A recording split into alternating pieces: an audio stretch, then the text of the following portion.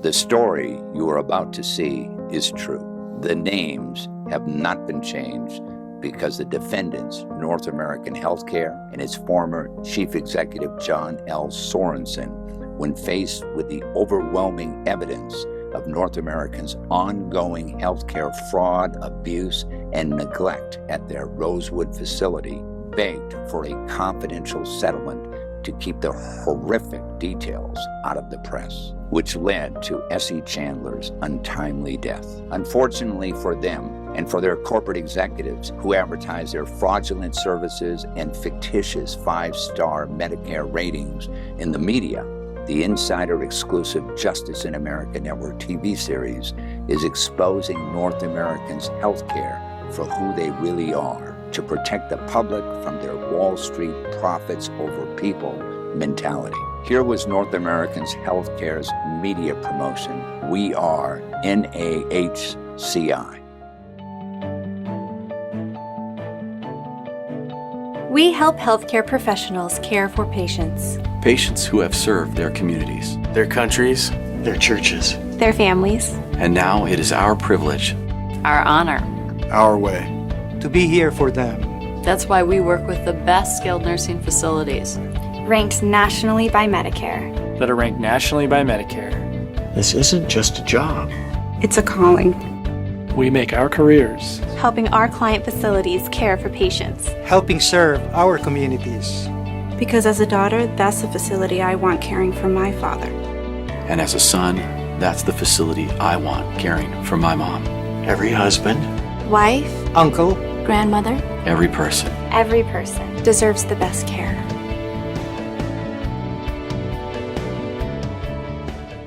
Every word, every sentence, every concept uttered in this promotion directly contradicts the evidence that Lesley Clement and her investigative team discovered about North American in the Essie Chandler versus North American healthcare case. This is not how former Chief Executive John L. Sorensen would have wanted his mother cared for at North American's healthcare Rosewood facility. Even though North American definitely was insistent to settle this case confidentially, to avoid the extraordinary negative publicity of how they treated Essie Chandler. No sooner had they signed the legal documents, they filed for Chapter 11 bankruptcy. Unfortunately for them, that new deception on the legal system was dismissed, and they were forced to pay their settlement to the Chandler family. Soon thereafter, undaunted by North Americans' corporate mentality of profits over people, it was reported in the news that they had sold their nursing facilities to Sabre Healthcare REIT for a reported $438 million and leased them back under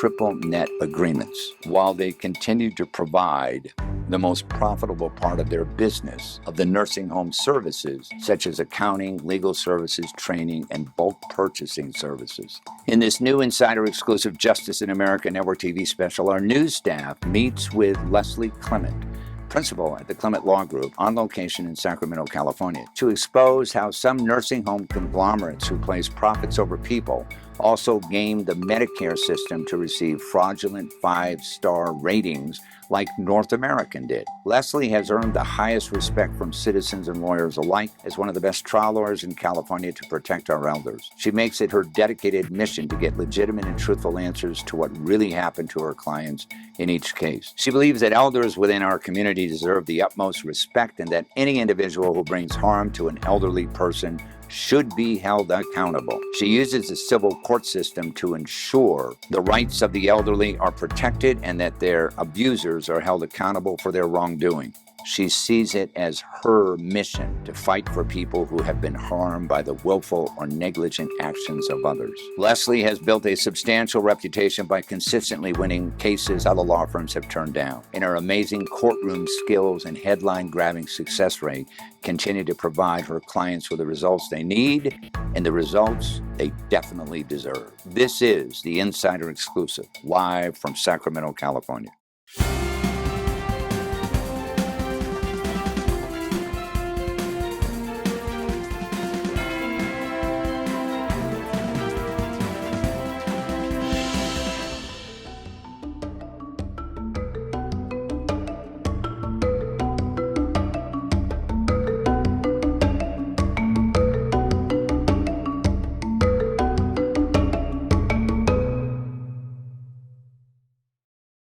It is my great pleasure to introduce Lesley Clement and Monica Padrazini to the show. Welcome to the show. Thank you. Today we're here, we're going to be talking about many of the cases that you do, like nursing home deaths and all this other sort of thing. But let's talk a little bit about both of you and how you got in this business of the area of law protecting elders. In 1994, I got a phone call from my Aunt Pam, and she left me a voicemail message. And I'll never forget her voice. She was trembling, she was crying, and she told me her mother, my Aunt Dorothy, was in the emergency room. And she'd been beaten up. And the doctor said it was elder abuse. And she didn't know what to do. I'm the only one foolish enough in my family to be a lawyer. So I went down and I saw Dorothy and I couldn't believe it. And she had been abused in the facility. She had been beaten up by the only caregiver in a 46-bed Alzheimer's specialty facility in Marin. Very expensive facility. And she was put outside to make it appear as though she had been mugged. In the course of our investigation, my investigator found, in about 2 hours, 2 other former employees who worked with the assailant in 2 different care facilities who had reported her, the assailant, for beating up, physically abusing other residents. And nobody did any background. Nobody reported them. They don't want anybody coming in from the state to see what they're doing. So I was a business lawyer. I'd never done anything. I'd never read a medical record before. I had no idea what I was doing, but I dug in, I learned, I talked to advocates all over the country, and I learned that nobody will take these cases at that time. And they would say to me, well, you'll take an elder abuse case? Will you help us? And that was my first case, and we tried it, and we got a great result, but it changed my life. So I left the firm I was in, left the partnership I was in, and started my own firm. It was me and a paralegal to start, and then my cousin Monica joined the firm, and she's been an invaluable part of our team for 25 years. And I understand, Monica, that not only are you a paralegal, but you do a lot of the groundwork investigation, the gumshoe work, right? Yes, that is part of my job, doing the investigation into complaints issued by the public, specifically when we take a case, our client, to the Department of Social Services, if it's assisted living, to the Department of Health, if it's a nursing home. I retrieve the files that are available to the public and do a thorough review of the documentation. I've found over the 25 years we have had a lot more pushback from these agencies on providing us with the documentation that supports their investigations. In the beginning, it was forthcoming in the public file, and now we're told they don't maintain it. We have to do a FOIA request or a PRA, Public Records Act request, and usually that turns into years before, if we ever see the investigative. Yeah, so let's look at what's going behind the scenes. If they make it difficult, the state agencies make it difficult to get information, who's behind that? Because the state agency is not being sued, right? No, they're not. They are instructing their investigators not to substantiate complaints, egregious complaints that result in resident deaths, but they will substantiate a minor hot water is not the appropriate temperature, or there's, an uncleanly kitchen or some type of unsanitary situation, but, falls that result in fractures, abuse, sexual, that is typically unsubstantiated. When, since you do many of these type of cases, when they see you coming and again requesting additional information, don't they get used to you after a while? I think they are now. No, but don't they say, okay, we'll give it to you, no hassle? No. Now it's getting more difficult. have to go up the chain, starting with the officer of the day who is by law supposed to provide you on request when you come into their agency with the file. Now you go in there and, the file's not here. It's locked in the investigator's cabinet, things that are completely illegal. They need to be produced on demand. It's for the public's service to know what's in this file for a facility. Tell our audience a little bit about your client, Essie Chandler. Who was she? Essie was a mother, a grandmother. She took care of other people her whole life. She loved to eat. She loved to cook. She loved to play with her grandchildren. She was the perfect grandma. She liked to knit. She liked to crochet. But she really liked to play with her grandkids. And that was really, and they loved her. Absolutely loved Grandma Essie. What happened to her? Well, Essie lived at home with her son and Ken and his 2 young children and his wife Liz. And they were very close. And she'd been living with them for several years along with Liz's parents. So they were all taking care of each other. One night, Essie had fallen. And it turns out she broke her hip. She was taken to the hospital where her hip was repaired surgically. And the family wasn't given much time to find a rehab center. They were told that she had to go there, and they had about a day or two. They investigated, they toured facilities, and they went on the Medicare website, Nursing Home Compare, where facilities are ranked. And they saw this was a 5-star facility. Just like hotels, right? Just like a hotel. When you mentioned Medicare, right? That's a governmental agency. And they are supposedly evaluating homes, let's say by inspecting them, or facilities by inspecting them, looking at reports, complaints, whatever, right? We're going to get into this story about they ended up at North American, correct? Correct. This facility had a 5-star rating. So let's jump ahead a minute and let's talk about this, because this case, your case, changed the way Medicare rates some of these facilities, didn't it? Yes, it did. How is it that North American, which is where Essie ended up, how is it that they gamed the system? So actually they defrauded the Medicare agency. They defrauded them to get a better rating than what they really should have had. Well, this is how they did it. The 5-star compare that Medicare put into place as a consumer tool was, at the time, based upon 3 criteria: staffing, quality indicators such as falls with injury, bed sores, chemical or physical restraints, urinary tract infections that lead to horrific outcomes for the residents.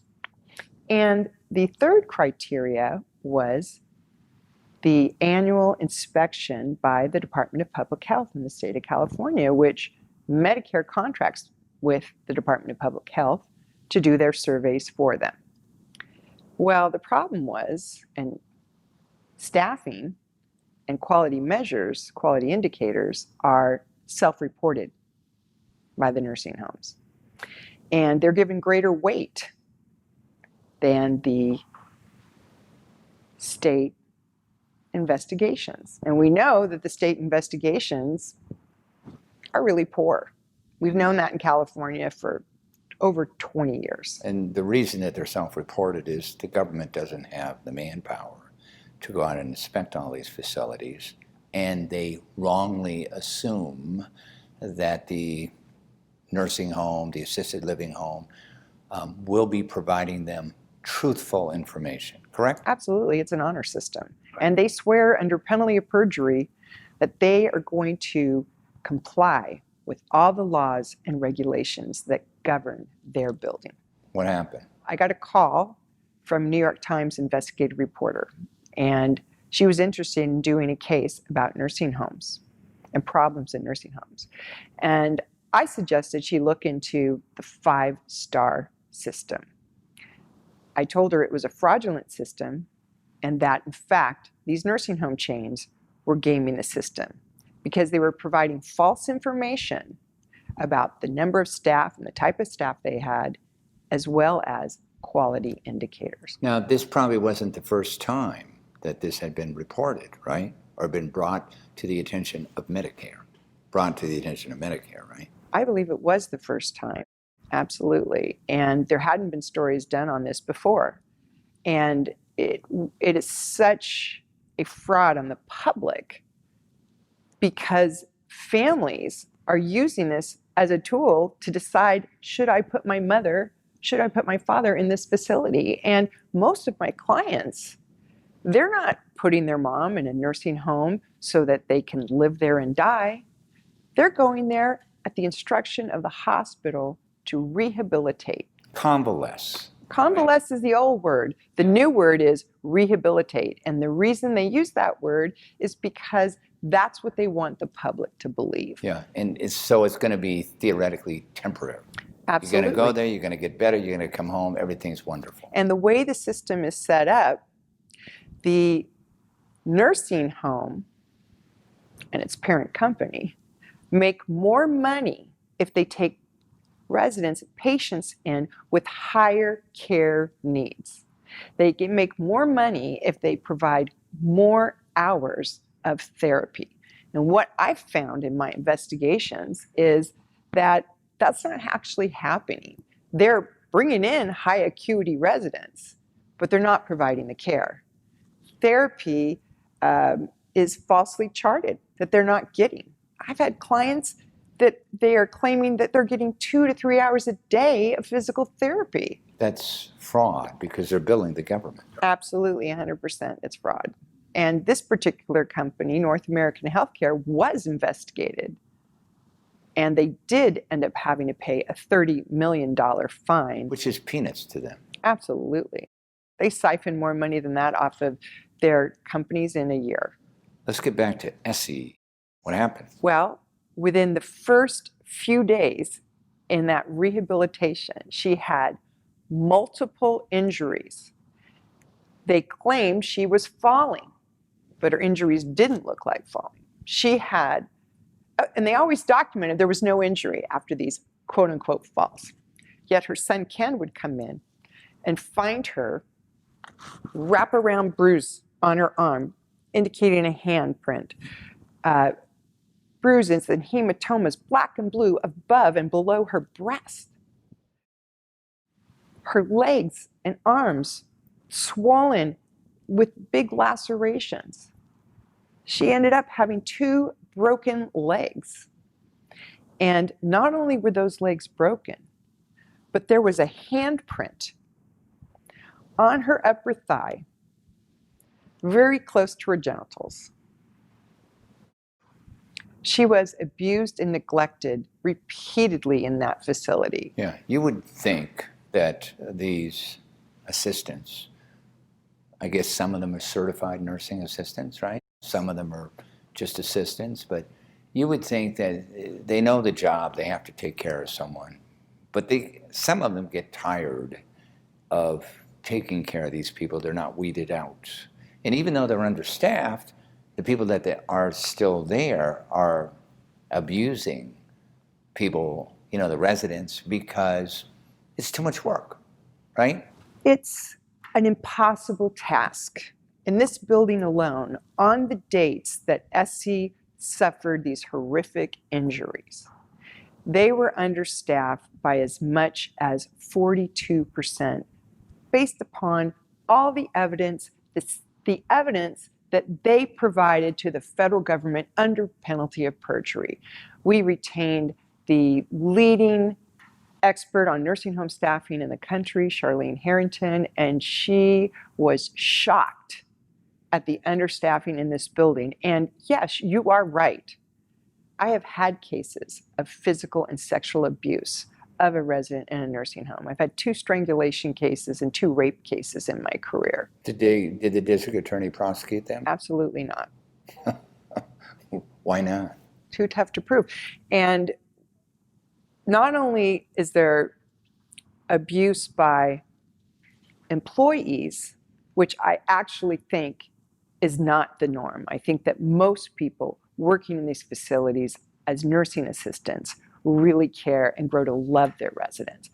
But what I've seen most is what they call peer-on-peer attacks, where the facility is accepting residents who are actually psychotic and should not be in the facility. And they are beating up, sexually molesting the other residents.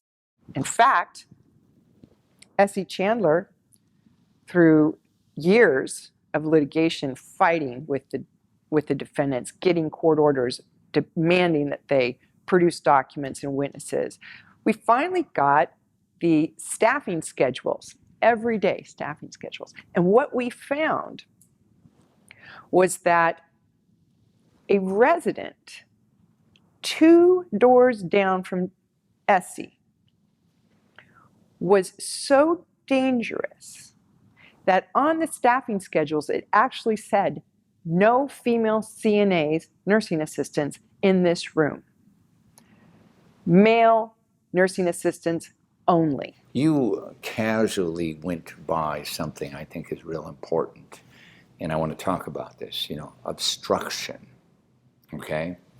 Now you're shaking your head because a lot of people do not know, and your clients know because they've lived what you have done, right?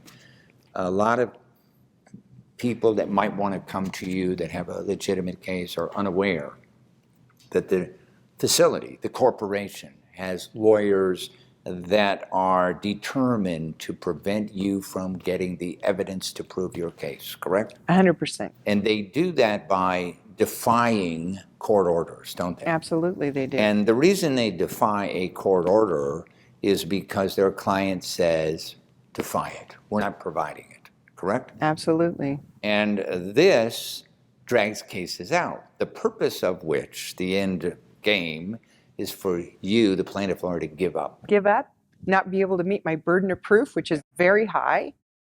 It's not a car accident case. I've got to get clear and convincing evidence of fraud, malice, or oppression by an officer of the corporation. That's why they do it. And in the Chandler case, they did it so frequently and so often that the court actually issued not only monetary sanctions, but evidentiary sanctions. And the law firm has to pay that, or the law firm pays it on behalf of the client, correct? The defendant pays the sanction. But the client has instructed the lawyer to do this, right? There's no other possibility. In this particular case, the CEO was John Sorensen. He was running the ship. Nothing happened without his direction, correct? Absolutely. Is that what you discovered? Yes, we found emails from him directing all of the administrators of all of his facilities to cut staff. So you filed this case against North American. They're obstructing justice, which is what they're doing, and all under the direction of the head guy, John Sorensen, right? Eventually, they want to settle for peanuts, correct? Absolutely. Okay, and what trick did they try to pull to prevent the case from going on? They filed bankruptcy. Reorganization. Yes, they filed bankruptcy saying that they had all these lawsuits against them. And what they tried to do was prevent us from getting a trial in front of a jury. And instead, they wanted that case tried in bankruptcy court, no jury, all in writing, no live witnesses. Right, and this tacked on, it eventually was dismissed, right? Yes, it took over a year. Took about a year. More money. What do your clients say to you when, you say to them, okay, well, this is the way the system works, and it's dragging on and on. What do they say to you? They're so frustrated. They're so frustrated that criminal cases aren't brought against these operators, that they don't say they're sorry. They don't make their victims whole. As I mentioned earlier, as a result of this case, Medicare has changed the way that they evaluate facilities, right? Yes. What happened to North American after this case? After this case, North American got hit by the Department of Justice for allegedly fraudulently billing for therapy, which is exactly what we found in our case. Wait, that was the 30 million. That was the 30 million. Okay, peanuts again. Yes. Okay, I think we had a discussion earlier. They eventually got sold. The facilities got sold to Sabre Holdings, Reach, Real Estate Investment Trust. But as you correctly said, that's the facilities is not where the money is at. Where the money is providing the services, the bulk purchasing facility, the services, the legal services, the staffing services. So North American and John Sorensen are still behind this whole operation. Still.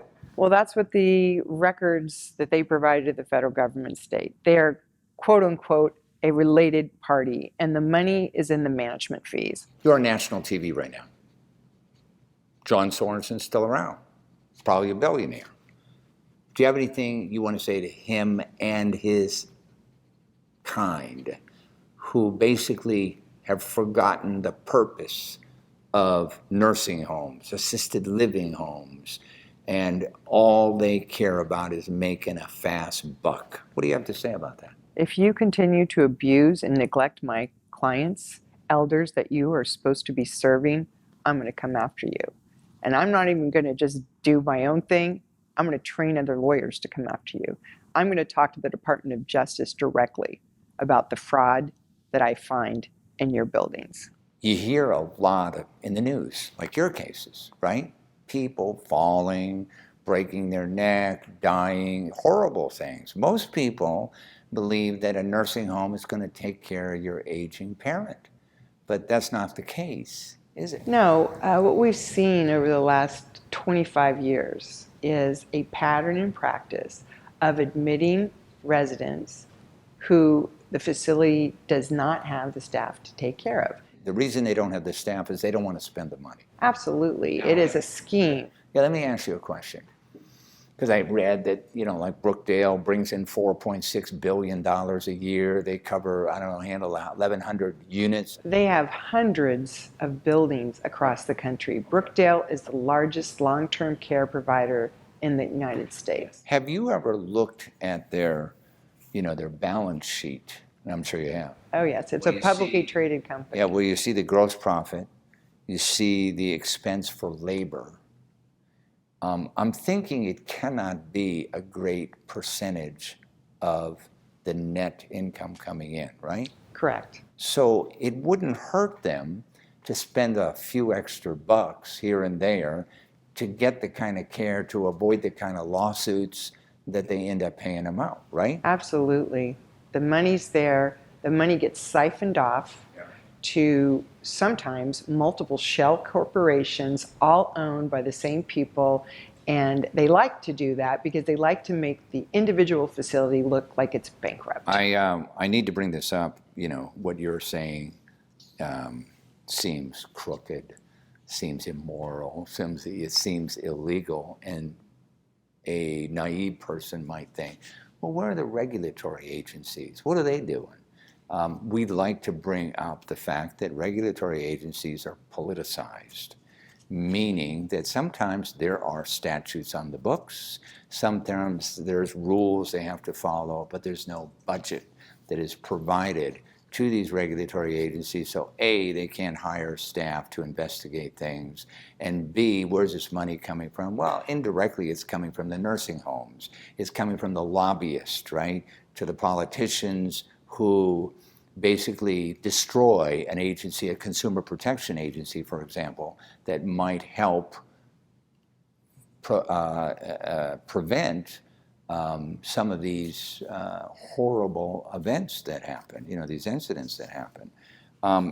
For all those who are watching this show right now, and you're thinking about putting your mother, your father, somebody that's near and dear to you into a nursing home, What do you have to say to them?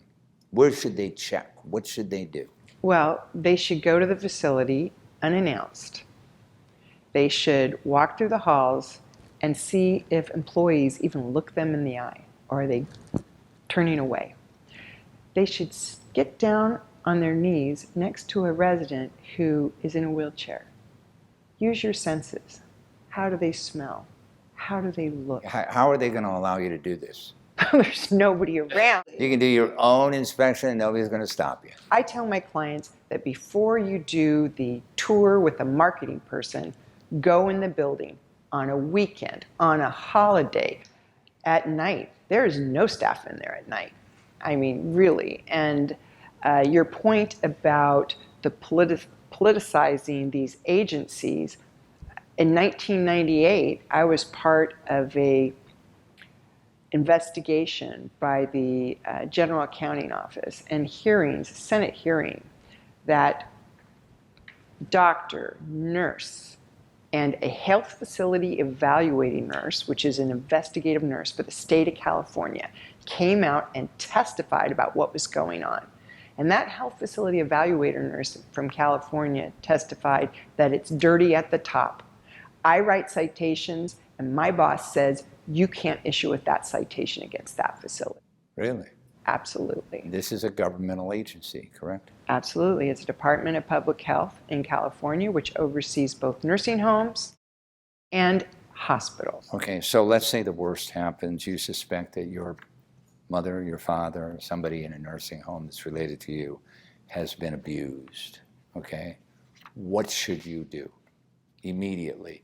Now, a lot of people might think, call the police. Are the police going to respond? Well, in my experience, the police and sheriff's department, yes, they'll respond, but there's really no investigation done. The residents may have dementia or they've died as a result of the abuse or neglect, so they can't ask them, they can't speak for themselves, they have no voice. So and the DA's office isn't going to spend the time or money to do this, and that's been the case in Sacramento for the entire time I've been working on these cases, and it's true in other states. Why aren't they? Well, because they're challenging cases to prove. As I said, you know, the victim usually has died or they have dementia. And the state doesn't issue citations, really, unless they are physically in the building and see something happen. A resident, a patient, a family member, an employee comes forward and says what happened, and the state feels, okay, we've got enough evidence here. But my experience, the Department of Social Services, which oversees assisted living, the Department of Public Health, which oversees hospitals and nursing homes, their quality of investigation has gone down so much. I mean, they just don't have enough investigators to go out in the field. I mean, for example, the Department of Social Services, one investigator may have 70 buildings that they have to go see annually and whenever there's a complaint. And that's just not one town. That's a whole region. It's physically impossible. Can't be done. You know, because you are in a practice area that not too many lawyers take these cases, how do you examine, evaluate the cases that come to you? Because personally, if I was in one of these victims' shoes, I'd be calling you. But then a lot of people are calling you. So how do you determine, these are long cases, right? They take years. They cost lots of money. How do you evaluate the cases you take? Well, we have a very detailed process. One person on our team is completely devoted to getting information from the family, obtaining photographs, diaries, journals, anything the family has, creating a history with the family of what happened. Then we are in the process of gathering all the records, and that's part of Monica's job. You know, fighting with the facility to obtain records, hospital records, nursing home records, and they're always incomplete, always incomplete. And then we send those records to a geriatric physician expert, and he tells us, is there a case here? What's the medical reasons why our client ended up dead? So you do a lot of work before you even decide whether you're going to take the case or not. Absolutely. We may spend up to a year developing the case before we ever file a complaint. But we do spend a lot of money evaluating each case before we take it. And the reason is, my first case was Grandma Dorothy. And I saw how devastating it was for my family to not only know what happened to Dorothy, but then to go through a trial, to have their depositions taken. And I vowed I would never take a case, I would never put a family through this unless I was very confident that we would win. Well, I want to thank both of you for being on the show. Keep doing what you're doing. The world needs you. Thank you. Thanks for joining us. You can get more information about our guest and the issues at insiderexclusive.com.